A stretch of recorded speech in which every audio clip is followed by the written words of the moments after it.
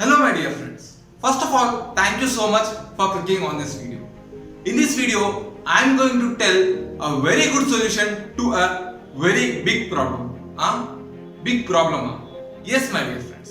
ఈ మధ్య కాలంలో మనం ఎక్కడికి వెళ్ళినా చాలా చోట్ల ఇంగ్లీష్ మాట్లాడడం అనేది మ్యాండేటరీ అయిపోతుంది. స్కూల్స్, కాలేజెస్, అంతేకాకుండా కార్పొరేట్ కంపెనీస్. ఇన్ కేస్ మనం అలాంటి సిచ్యువేషన్స్ లో ఉన్నప్పుడు ఇంగ్లీష్ లో బాగా మాట్లాడలేకపోతే మన ఇంప్రెషన్ దెబ్బతింటుంది, మన కాన్ఫిడెన్స్ తగ్గిపోతుంది, అంతేకాకుండా మన కెరియర్ గ్రోత్ ఏదైతే ఉంటుందో దాని మీద కూడా ఇంపాక్ట్ అనేది పడుతుంది. కాబట్టి మనం ఇంగ్లీష్ అనేది బాగా మాట్లాడాలి. ఇంగ్లీష్ స్పీకింగ్ అనేది చాలా ఇంపార్టెంట్. సో మనం ఇంగ్లీష్ లో బాగా మాట్లాడాలి అంటే ఏం చేయాలి అనే దాని గురించి ఈరోజు ఈ వీడియోలో నేను మీకు టిప్స్, స్ట్రాటజీస్ మీకు షేర్ చేస్తాను. ఆ టిప్స్, ఆ స్ట్రాటజీస్ మీరు ఫాలో అయ్యి చూడండి. ఖచ్చితంగా మీరు మీ ఇంగ్లీష్ లాంగ్వేజ్ ని ఇంప్రూవ్ చేసుకుంటారు. బేసిక్ గా మనం ఏదైనా ఒక లాంగ్వేజ్ బాగా మాట్లాడాలి అంటే మన చుట్టూ ఉన్న సరౌండింగ్స్ చాలా మ్యాటర్ అవుతుంది. మనం చిన్నప్పటి నుంచి ఏదైతే వింటామో అదే మనం మాట్లాడడానికి ఇష్టపడతాం. మనం చిన్నప్పటి నుంచి ఏదైతే లాంగ్వేజ్ వింటామో అది మన సబ్ కాన్షియస్ మైండ్ లో సేవ్ అయిపోతుంది. అందుకని మనం మన మదర్ టంగ్ లాంగ్వేజ్ లో బాగా మాట్లాడడానికి ఇంట్రెస్ట్ చూపిస్తాం. వేరే లాంగ్వేజ్ లో అలా మాట్లాడాలి అంటే మనం చాలా ఇబ్బందిగా ఫీల్ అవుతాం. అంతేకాదు, నేను మా ఫ్రెండ్ సర్కిల్లో కూడా గమనించాను, ఎవరైతే ఇంగ్లీష్ బాగా మాట్లాడతారో వాళ్ళ చుట్టూ ఉన్న వాళ్ళు కూడా ఇంగ్లీష్ బాగా మాట్లాడతారు. కేవలం అలా మాట్లాడడం వల్లనే మనకి ఇంగ్లీష్ అనేది ఇంప్రూవ్ అవుతుంది. ఎప్పటివరకు అయితే మనం మన థాట్స్ ని ఆ లాంగ్వేజ్ లో రిప్రజెంట్ చేయలేమో మనం మన ఇంగ్లీష్ లాంగ్వేజ్ ని ఇంప్రూవ్ చేసుకోలేము. ఈరోజు ఒక టెక్నిక్ మీకు చెప్తాను.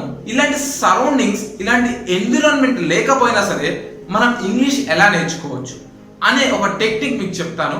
ఈ టెక్నిక్ మీరు ఫాలో అవ్వడానికి ఎలాంటి హెల్ప్ అవసరం లేదు, ఎలాంటి ఎన్విరాన్మెంట్ కూడా అవసరం లేదు. మీరు ఆ టెక్నిక్ ని ప్రతిరోజు ఫాలో అయ్యి చూడండి.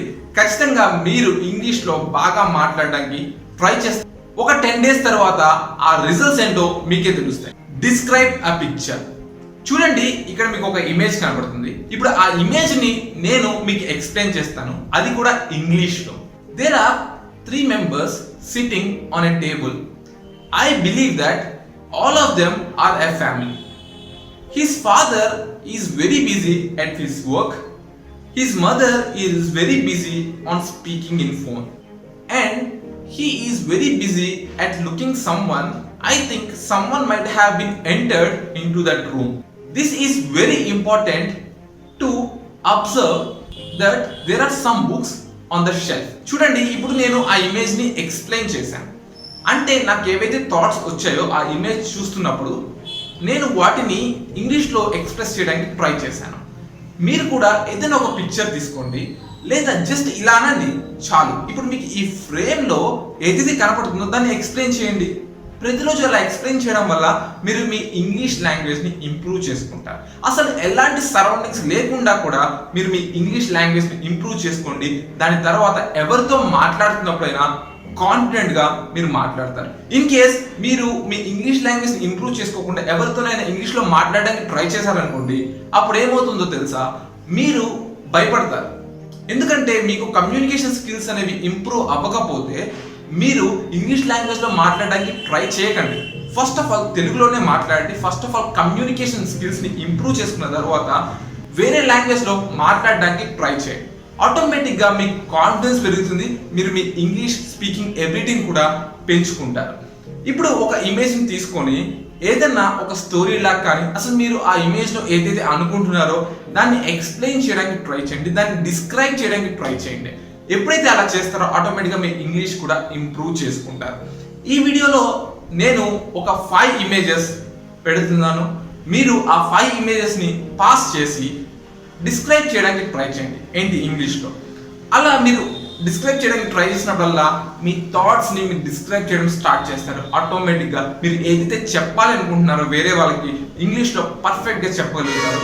ఏదైనా గ్రామటికల్ మిస్టేక్స్ అవన్నీ వస్తే మీరు రెక్టిఫై చేసుకొని మీరు ఇంప్రూవ్ చేసుకోవడానికి చాలా స్కోప్ ఉంటుంది. ఎందుకంటే మిమ్మల్ని ఎవరు జడ్జ్ చేయరు, మిమ్మల్ని మీరే జడ్జ్ చేసుకుంటారు. ఎందుకు ఆలస్యం, ఈ టెక్నిక్ ని మీరు 10 days ఫాలో అవ్వండి.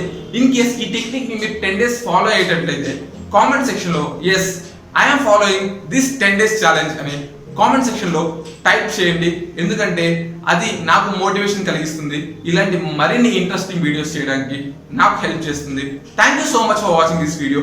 ఈ వీడియోని మీరు లైక్ చేయండి, సబ్స్క్రైబ్ చేయండి మీకు నచ్చినట్లయితే.